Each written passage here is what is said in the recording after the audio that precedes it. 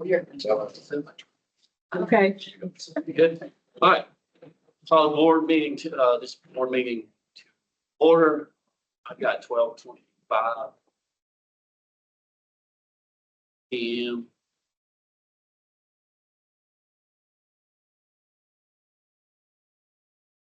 Motion to approve the agenda. Everyone had a chance. Teddy, No second.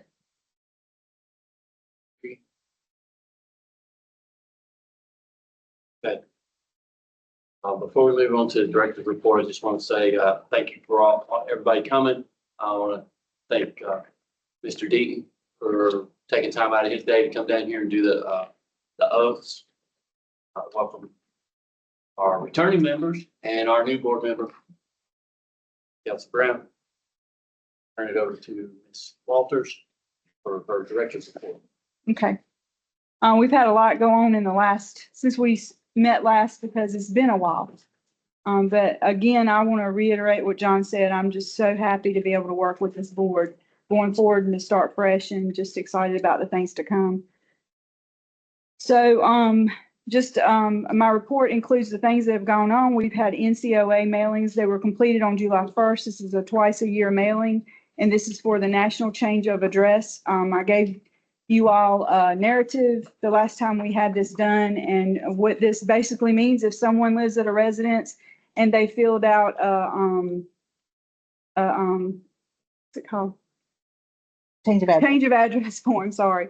Change of address form, but they failed to let us know that they've moved. Then this automatically goes onto the system, and the state uploads it, and we print out all the cards and get those taken care of. So that's a big deal during the year, and that's been done. July 3rd, I was able to contact each precinct contact person that we had on the list to discuss the availability of the building, to let them know what was coming up in the future, to make sure I had the right individual I was speaking to make sure I had the right phone numbers, the right address to send a mailing to. And I really was, I enjoyed speaking with everybody and letting them know where we were, and if they had any problems with the facility, with precinct officials, or anything that we were doing at this office, to please reach out to us, because we would do everything we could to remedy that issue so we could continue to use that facility. I also went over the process with each facility of gaining the access to that facility. How do we gain access to your facility? Is there a key? And if I had a key in my presence for that facility, I'll let them know, I do have a key to your facility. Is this okay? And they let me know whether it was or whether it was not. And so that went well. You have a copy of the letters that I sent out to the facilities in your packet on the left side towards the back. There's one letter that I sent out to all 3 early voting sites, and then one letter that went to each and every facility. So you would have that, and you would be aware of what was sent out to those locations. We just finished candidate filing. It went smoothly. We didn't have any issues. As a matter of fact, things went really, really well. And Donna and I have heard many great things about the experiences folks have had when they came to file for candidacy. It was different. It was very complete and organized, and we really appreciate that. County manager even reached out and thanked us for the way things were handled. As a result of candidate filing, we have the 3 current municipal mayors filed for their seats with no opposition. Biscoe Town Commissioners have 3 seats up for election, and there are 4 candidates. Candor Town Commissioners have 3 seats up for election, and there are 4 candidates. Mount Gilead Town Commissioners have 2 seats up for election, and there are 3 candidates. So there'll be a little bit of competition there. We are planning a candidate orientation here at the office on August the 7th at 6 p.m. Most candidates were interested in coming to this. This is a new benefit to our Montgomery County candidates, and we would like to offer this opportunity for future elections as well. We were made aware of this idea from other counties, and it seemed like a positive way to better assist our candidates and answer questions before they become issues. Donna previously assisted with her brother's campaign for sheriff and knows of many instances and situations that would be valuable for a candidate to know as they start their campaign. These will be covered in this orientations, and she has also asked that if they have any questions, go ahead and send them our way so we can get those answers for them and have them available at that meeting.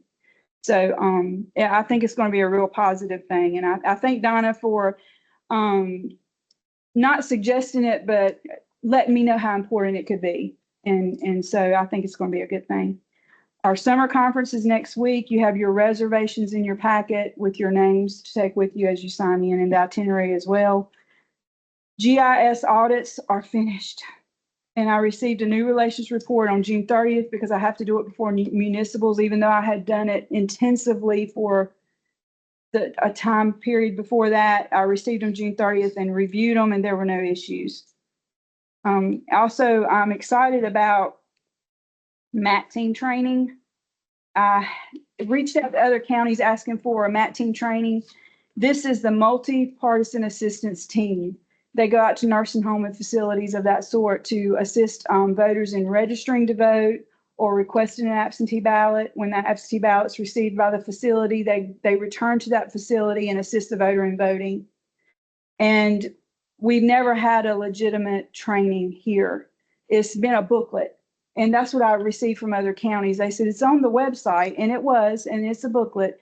But I knew the training that Stanley County had. It was PowerPoints. It was very detailed. It was very compassion filled. You know, if someone's in a wheelchair, you don't want to stand over them. You want to squat to their level. If someone's hard of hearing, don't yell at them. Be sure to repeat what you're trying to convey to this voter. Listen to what they're saying. Try to understand things, you know, things like that that may not be taught elsewhere. And I really wanted to do that. So I reached out to the director in Stanley, and with no hesitation, she sent me all of the PowerPoint trainings, and I adjusted it for Montgomery County teachings. And I would like to have 2 MAT teams available to this county. There would be 2 precinct officials, bipartisan team that would go out, because I know when I reach out to the facilities and let them know of this opportunity that their residents have, that the numbers are going to grow, and we're going to need more than just 1 team. And I don't think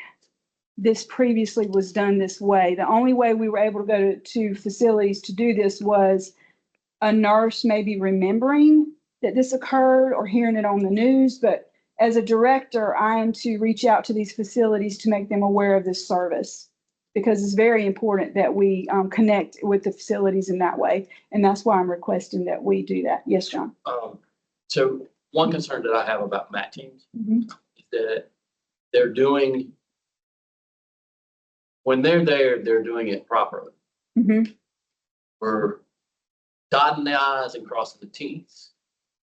We've seen in the past stuff come back from a MAT team that was not right. Right.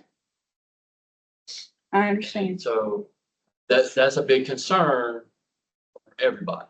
Right. We want to make sure if they're going out there that it's being done right. So with the training, I want to make sure that we're emphasizing, don't leave until you dotted Right. that I and crossed that T. Right. I was able to, I showed Donna most of the training, and then I was able to implement the forms that Stanley County uses, the checklist. We don't leave each other. Right. We stay together, and we have a checklist. Did they sign? What am I here for? Am I here just to fill out an absentee registration form? Am I here to help them vote? These things are done before I leave. And so if anyone would like a demonstration of the training and the forms, I will be more than happy to sit down and we pull down the screen and take care of that, because it's very inclusive of everything. And it's if you make mistakes, we can go back and take care of those before it comes to the board. Right. Do you understand what I'm saying? And so that your time's not wasted seeing things that are incorrect or improperly filled out, and then you've got to let me know this is wrong, send them back, and then I've got to call them back, those kinds of things. So Donna and I will be real proactive in checking those when they come back from the facilities. Okay. You're welcome. All right, and then Troy Fest went very well. It was very hot. It went just as well as it was hot, I think. Many county residents were just excited to see us there. I was not able to stand behind the table. I was walking and talking, and when I explained who I was and what I was there for, they looked very like, oh, really? Great. Some people did not care, but a lot of people were very responsive to us being out there. Precinct official applications accepted that day were 5 Republicans, 4 Democrats, and 3 unaffiliated applications. 3 voter registration forms were filled out. 1 voter was able to update his registration and came inside and had a voter ID card made. I spoke to many potential precinct officials, and a few were seriously thinking about it and would let me know. And then a few voters had questions about upcoming elections I was able to answer for them. So the numbers aren't huge. This was the first time we were ever there. So, and it may change. I may only do it the year before precinct officials, or it may come to where I can put a sign outside the office and everybody just knows we're open that Saturday and we can go in there and take care of things. So anyway, looking forward, those are just some kind of ideas that we can put out there. Miss Tammy came by the office and I was discussing precinct officials with her and things, and she had offered to, if the board sees there is a need for her to put an ad in the paper for free for us to advertise for precinct officials, if y'all choose for her to do so. So that would be a great idea. Does anybody have any questions for me? Because Miss Donna has a precinct official status report she's going to read to y'all, so you will be aware of numbers where we are. So the report is actually in your packets there. I'm just going to kind of summarize what we got. It's kind of broke down into a few sections. The first one is the recruitment efforts that we've made. We started recruiting for precinct officials, beginning with the Stars of the Precinct social back on May 1st. Was awesome. Well, thank you. We've actively continued through today's date. We're still out there trying to reach people and getting them in here to get those applications. We've reached out to everyone who served as a precinct official during the 2024 elections. Those were the ones that I had access to. Those are the ones I knew. And I'd like to reach out to previous ones, but I didn't know them. And so we just started with those from the 2024 election cycle. We've reached out by mail, telephone, email to all of those. We've also placed precinct official recruitment pamphlets at all the post offices within all 5 municipalities. A total of 190 precinct official recruitment pamphlets were placed out at those post offices. About 66 of those from my last count have actually been taken, but none of them have been returned. So I'm kind of disappointed about that. They're out there, they're in people's hands, but they haven't made their way back to this office yet. We have received applications during the social, during the Troy Fest, through the mail, through email, and through in-person submissions. We reached hard and heavy through July the 11th. There had to be a point where I just couldn't continue to make these phone calls over and over. I felt I was harassing these people at that point. At the end, by July 11th, we had a total of 71 precinct official applications received. 55 of those were from precinct officials who worked in the 2024 elections. 16 are new applicants, may have worked in the past, but did not work last year, and some are brand new, never worked before. 1 application was submitted for a runner position. That's not included in that 71 count. Since they weren't interested in being a precinct official, I just listed them as a runner.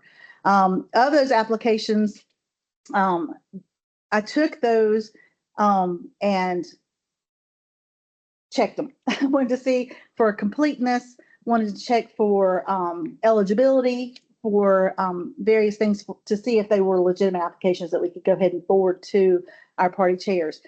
Interested in affiliation breakdown of those.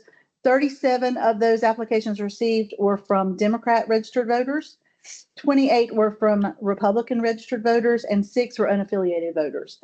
All of those applications received have been forwarded to the party chairs. Every time I got one in, I emailed it out to them for them to review. If it's a Democrat, it went to the Democrat party chair, Republican went to the Republican party chair, and the unaffiliated went to both. Okay. So the applications, when they were brought in to determine the eligibility, I checked to verify their voter status. I checked to verify their party affiliation, what their home precinct was, to make sure the information in the application matched the information that was in their voter registration.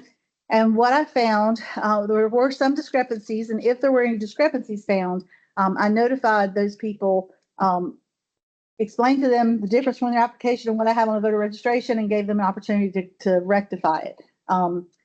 1 has returned. Of the discrepancies we found, 1 had a different name. 1 had a different address. They had moved. and 2 had party affiliations that they checked on their application that were different than what they had as their voter registrations. Of those that I've sent those updates to, 1 returned back. The others have not returned back yet. We did find that one of our prior precinct officials and one who's made an application has been found to be in inactive status. And of course, you can't be a precinct official if you're inactive. That individual I reached out to and said, you need to update your voter registration if you're interested in being a precinct official. I mailed her that has not returned back either. In terms of what we have as our current needs, if the board chooses to do the same format that they've done in the past, and that the chief of each precinct reflects the makeup of the Board of Elections, we're going to have a shift. So we're going to have a chief Republican, chief judge, and a chief judge that's going to be a Republican judge and Republican assistant, which means we would need 3 Republicans for each precinct, and the other 2 would be the Democrat seats. Right now, at least 76 precinct officials are needed, 42 Republicans, 28 Democrats, and 6 alternates as emergency or fill-in. Just Yep. click. Give me those numbers again. So 76, and again, that's based on 14 precincts with 5 people and then 6 alternates. Okay.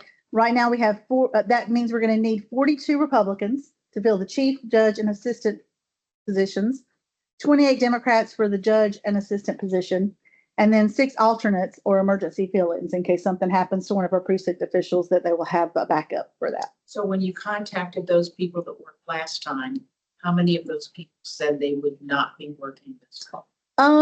We had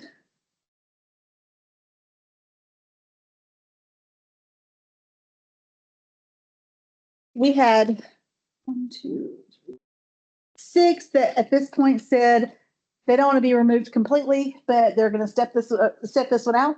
I guess various changes in their life or whatever. Said I'm not in a position I could do this anymore. Then there were 1, 2, 3, 4, 5, 6, 7 that asked to be removed. And the ones that asked to be removed were typically one moved from the county, one became working here, became our assistant here, And Larry, one passed away. So of those 7, I mean, there were various reasons why, but none of them specifically said, I hate Board of Elections and I'm not coming back there. Okay. we don't think it was in, but due to previous administration. Yeah, I don't think it had anything to do with the previous administration. I think there's changes in lives, and I think that they, at this point, were just. So for Ms. Kay, Mr. Mashburn, you know what you got to do. Your numbers that we're going to need. I think statute is August 20th, is we have to have those names. Our board meeting's the 12th. The 12th and the 19th.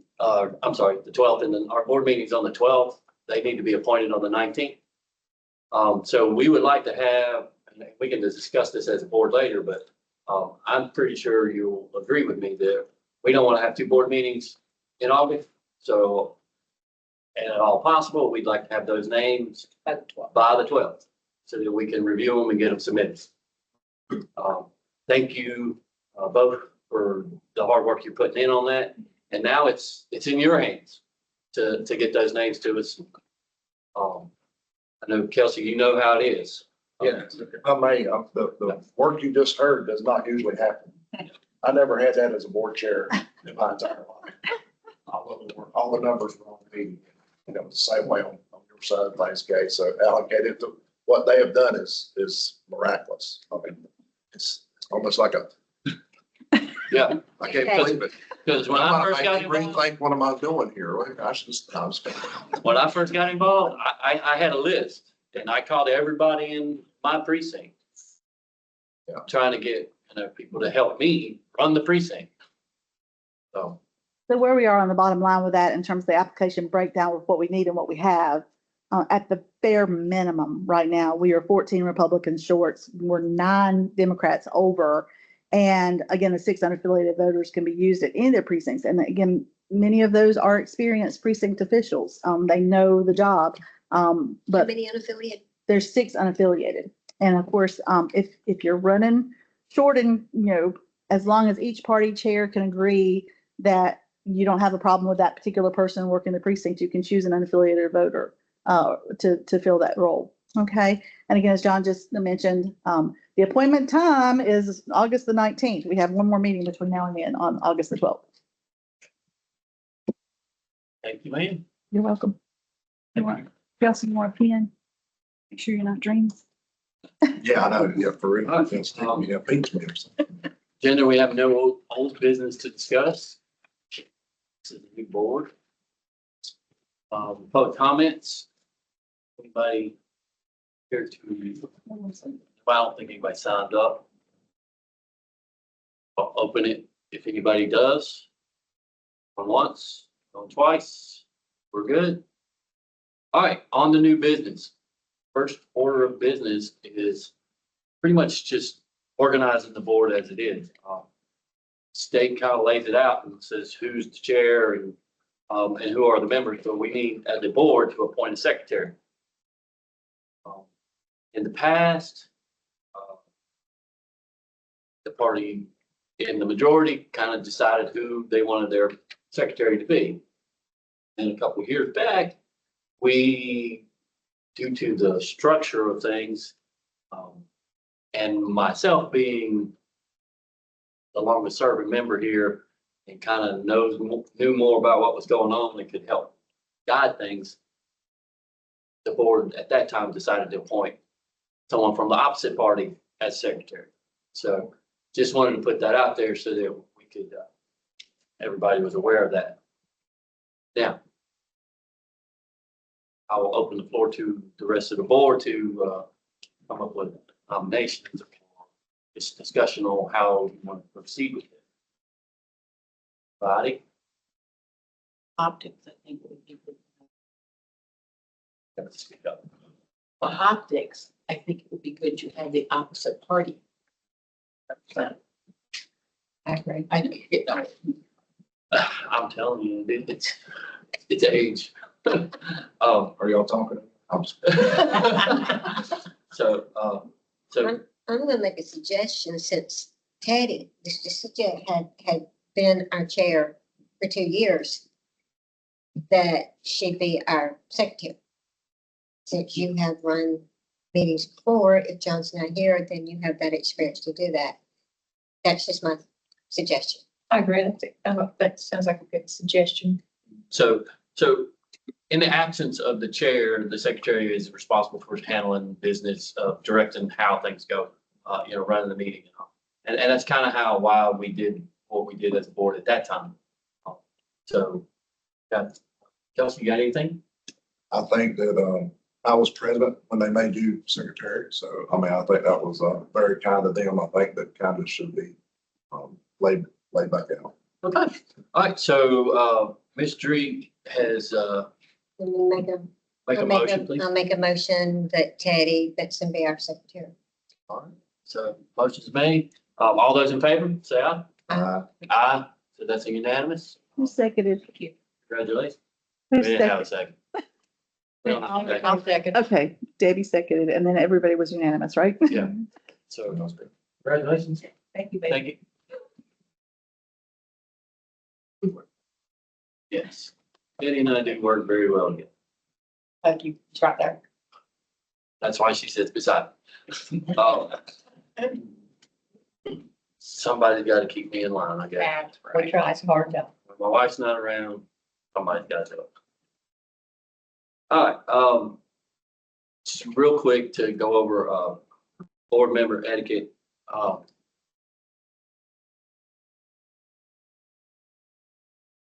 One of the things with being on the board of elections, we need to not get involved in the political process that's out there. As far as putting it out there on social media or getting involved in those types of conversations in public. Every voter is, whether they're from an unaffiliated position, Democrat position, or GOP position, is a voter. And that voter needs to be respected, whether they're in public or in a board meeting or in a voting enclosure. And so as a board, I feel that it is our responsibility to be the standard when for our staff, for our precinct officials, and for our voters. And I try the best that I can to do that. And I think most of the people I've come in contact with over the years have seen that. I would just encourage everybody here to follow that lead. If you see something that's not right, we need to discuss it and move forward. Take action if needed. Anybody else have anything they need to add to that? Thank you for making these packets. Very nice. So emails, Kim just reminded me, emails, the state, the blind copy email stuff is, kind of seems like it's a hiding something. The way I've seen it, so going forward, any official business will be emailed to everyone in the same email openly. If there is need of a response, you need to respond to that email separate. Okay? Not to all. Not to all. So if Kim sends an email out about Little River Precinct issue, don't reply all. Send her a separate email that says, here's what my thought is. Open meetings, that's considered an open meeting and it's public record. So, anytime a quorum is 3 or more. So we also need to pay attention to when we're together. I know in the past, after meetings, many of us will have a conversation, just shooting the breeze, catching up, because, we don't see each other very often. And if you drive by, which it's happened in the past, people have driven by and seen us out there on the sidewalk at 7 o'clock at night. I will tend to move away if there's 3 of us standing there. So we just need to be very conscious of that. Now, we are going to go to a conference next week. And there will be times where all 5 of us and our staff are all together. That's technically an open meeting. So we're not taking notes, we're not keeping minutes of that, because it is a conference. Conferences during conference time, it's part of the conference that's out there. Anybody can view that. It's in the afternoons or in the evenings, when we all get together, go have dinner, or we're just sitting around by the fire pit or whatever, depending on what time of the year it is. This time of the year is probably sitting around by the pool. Or taking a walk down the river, beach. Yeah. So let's be conscious of the open meeting laws when we're together. And keep That it. includes when we respond to changes in the minutes, correct? Yes. Yes. Any kind of change, any back and forth needs to be between you and her or you and me, not between everybody. Okay. Now, with that being said, if you need to get a hold of me during the day, email's fine, but I don't look at my emails until late in the afternoon most days. If it's something you really absolutely have to get in touch with me, call me, send me a text, 911, and I'll get back to you. My work schedule has changed drastically over the last year, so. All right, anything else there? Okay, so next item is We have 2 registrations that need to be reviewed due to felony convictions that are listed on them.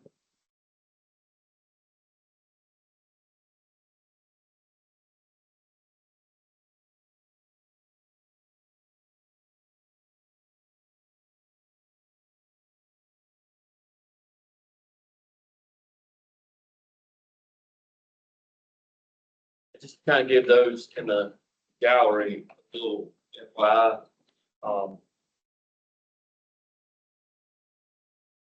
The staff gets these registrations and then they get the reports and they do all the research, just present it to us to take a look at, and we'll make a decision on whether it needs to be, the registration needs to be denied or if it's okay.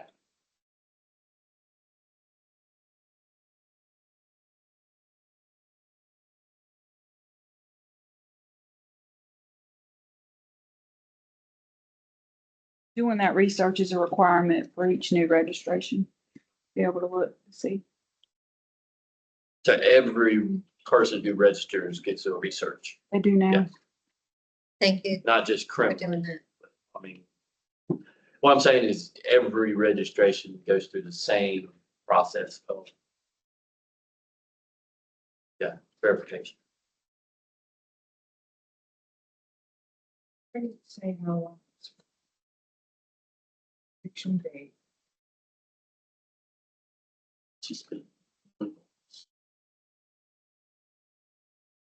Then they have to re-register. Mhm. Correct. And they are sent notification to re-register once it's completed. You say on probation when they're on probation? It's entirely up to the probation officer, but they should. Yeah. The probation officer would normally notify them that, hey, you've successfully completed your probation. Congratulations. Now your rights to, can be restored, and which means the right to be able to go register.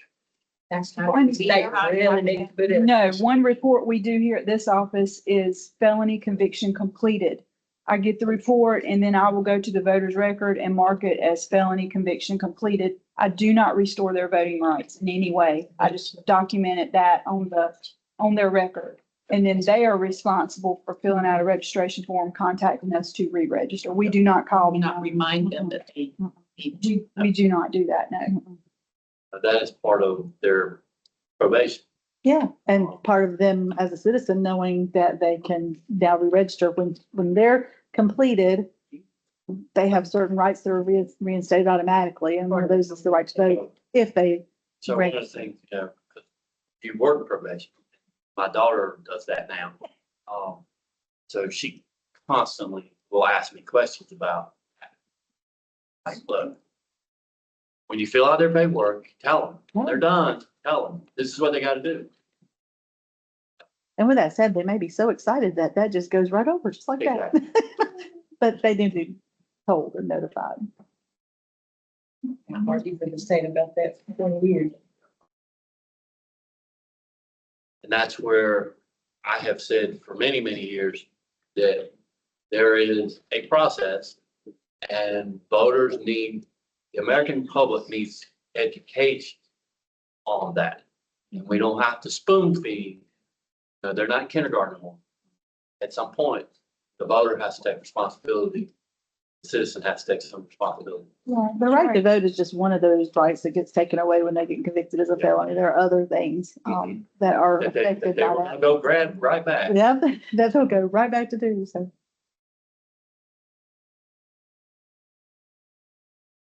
So you got that look over there about, you know. That's what happens when you say people's names, to recognize. Yeah, I recognize. I'm just Oh, no. looking at the charge and there's must be something else with it. Charge is not felon. Does it say felon out to the right? It does, Okay. that charge. But if it's added to something he's done. It must be, it must have been a plea already reached. It's not showing it in the paperwork. I'm sure that there was other charges. Donna could tell you. Consolidated They into one consolidate judgment. everything down. But I'm just looking at the way, I'm not used to looking at the readouts like that, so. Yeah, they're Yeah. odd. If you see this, and you know, we recognize. I always like to look at the judgments if I can get access to the judgments. And that's a really good thing about the electronic now is that once I figure out how to navigate the system, I can find those judgments. It's difficult when you're a former teacher and you recognize a student's name. That's. It's kind of like being an officer and a clerk. Yeah, recognize them too. Okay, so everyone's had a chance to review those. I will make a motion to deny those registrations due to those felony convictions and not completing their sentence. I'll second. All in favor? All right. Next item, number memo registration repair project. You all should have the memorandum from Sam Hayes, our new executive director. Yeah. I just wanted to see if you, as a board, had any questions on this process here in this office. Our original report had 252 voters that did not have either their driver's license or their social security numbers in their record. Donna and I have been very diligent since we have entered this office into, if they had a number on a form inside of their record that was not placed into the digital screen, if you will, we would go back and put that in there. Sometimes they're invalid, sometimes they're valid. But these are, it's a job to go through and look for their previous record to make sure they don't have numbers anywhere. If I was registered as Kimberly Ann Moore, and then I got married to Dale Kimberly Moore Walter, I need to go by birthday to go. And they didn't tell us that originally. It was just a VIN number. And then we realized we need to put in the name in case their name changed. Then we realized another county called and said, y'all better be looking by birth date because that would include everything to go back and locate these numbers. So we have been working diligently. I think we've completed that process, and the state is doing 2 mailings at the cost of the state. So this memorandum is about that. And I believe I had already attached this in an email. There's been a lot of memorandums that have come across my desk in the past few weeks. It's been kind of crazy, and I'm sure it's the way it is when an election is fixing to occur.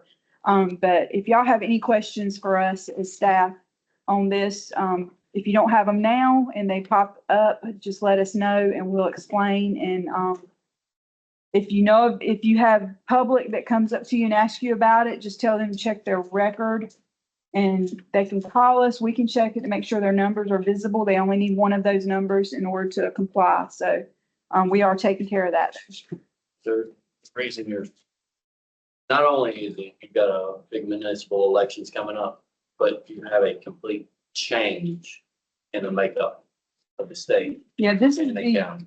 So, new directors, they got things they got to walk into, yes, change because they're brought in to do certain things. So, yeah, that's why you're getting a lot of stuff. yes. Plus you're getting ready for a big conference where they gotta have everything there. Big stuff. All Do right, you know how far along in all of us are? We are done with our part. Well, we're done with the active one. They Yes. separate, they set the list in 2 separate versions. One was an active, these are active registered voters who are missing their numbers, and then they sent us a list of inactive Right. registered voters. The ones that are active, it's just a matter of going through their checking their records, their histories to see if there was numbers on file that just didn't get keyed in, kind of similar to what we did back when this whole protest started back in November. And so they've Right. actually compiled a list there. So that's, we have finished at this point, the active list. That was 171 on the active list. The inactive list, this happens where they were transferred over from the legacy system into the STEAM system. And some of those registration dates, HAVA started in 2004. And the registration dates, when they moved over to the new system, some automatically populated at that date rather than their real Right. registration dates. So for the inactive That's a little more voters, yeah, for the inactive voters, they're asking us to go in specifically to check the registration dates to see if this was a pre-HAVA or post-HAVA. And if it's a pre-HAVA, we're sending it to them for them to deal with. If it's post-HAVA, then we would deal with it just as if it were an active person. Kim's more, she started at the top of the list. I started at the bottom when we met in the middle. And I don't know how many, I didn't get a chance to talk with Kim earlier to find out how many she's actually validated. Of the 126 that I've looked at, 13 have been validated, 8 have been invalid, and the rest of them had not had numbers at all. So those that did not have numbers are what the state's looking at this point so that they can send those letters. And I imagine Kim's percentages are about the same. I just haven't had a chance to talk to her about it. And I've done the work, but I hadn't had time to get that because I've been, oh yes. Any other questions there? No? All right, next item, new budget. This is just what I wanted y'all to be made aware of. The sheet that's highlighted is what I requested and the other sheet is what I received. So if there's any discussion there, let me know. Review that You have. from that emailed that out. Anybody else had any questions or certainly have that discussion there. Do it at a later date.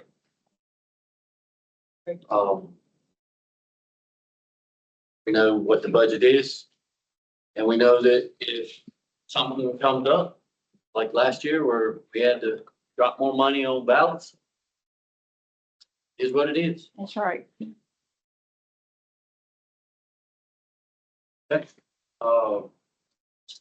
Early voting implementation plan for the November 2025 elections.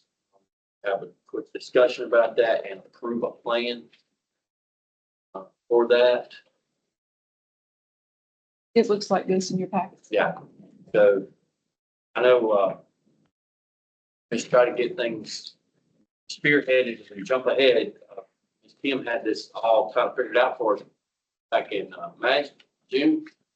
And I kind of nipped it Yeah, he nipped it. really quick. So let's talk about early voting, municipal election. We have 3 municipal elections this year. Andrew, It's going out. Misspelled and Gated. Mhm. Basically just for commissioners because the mayors are unopposed. That's typical. I mean, sure, the municipal elections are always small, really small. So, what we would say, okay. Y'all have a site, you have a plan in front of you. Make a motion to accept it, man. Second.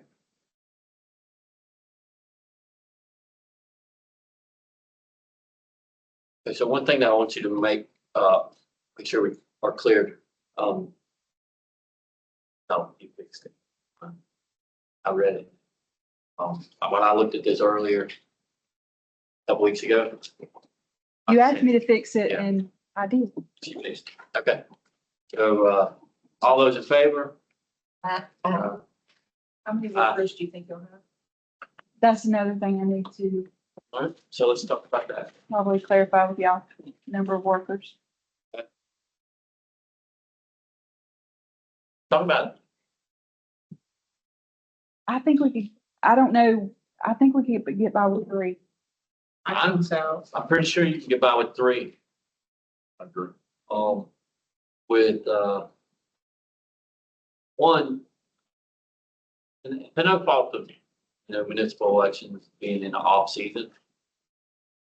And, because it's not tied to any big election that's really gonna draw a bunch of people, it's Andrew, McGee, and Visco, which are not close to here, so they're gonna have to drive here anyway. So you've seen it. I'm telling you, I'm not even gonna throw a number out there. Bad, as far as early voting on. Oh, I had it that other meeting. So I agree. I think 3 is all we need. Y'all are gonna be here, Yeah, we'll be at the office. If, so, and it'll be here, so I say 3 is fine with me. I'll say 3's fine with me. is the, just a question, is the makeup of these 3 precinct officials going to be decided when we appoint precinct officials on the 19th, or will it be a Republican, 2 and 1. 2 and 1? Okay. So does that need a motion or just gonna roll it into the plan as presented? Roll it into the plan.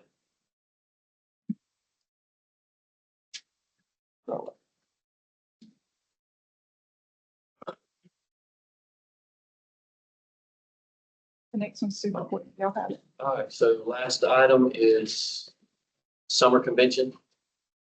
The itineraries in your packet. And I did what you told me not to. I mentioned it in my director's report and, yeah. So, there you go. Double whammy. I want to be sure that you understand the itineraries in your packet and your registration information, for when you check in, because I know Kelsey and John will be coming later. And, me and Donna are riding together. However y'all work all that. Cheers out. I'm working Sunday. When I get done, I'll be driving down. It'll be Sunday evening, early evening when I get down. Oh, 3 girls. This could be tough. I'm going to make this book.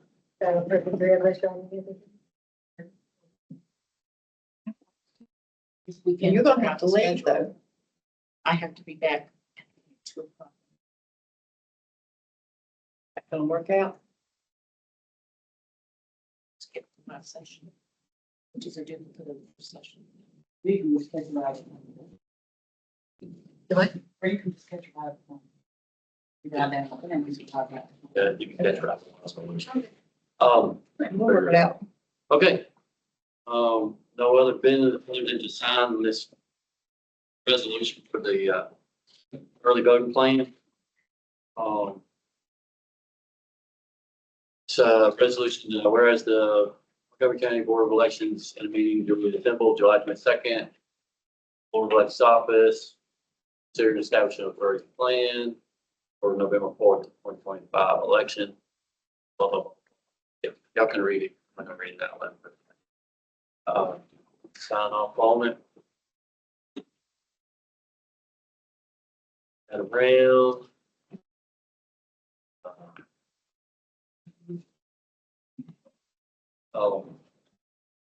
Any further business?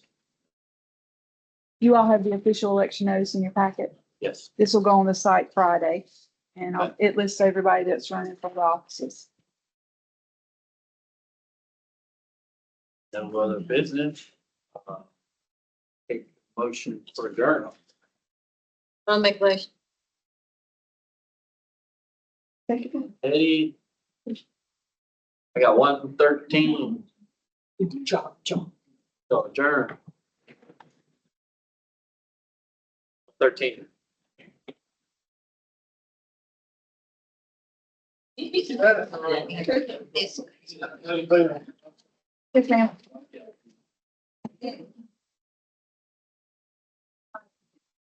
Just have to turn around.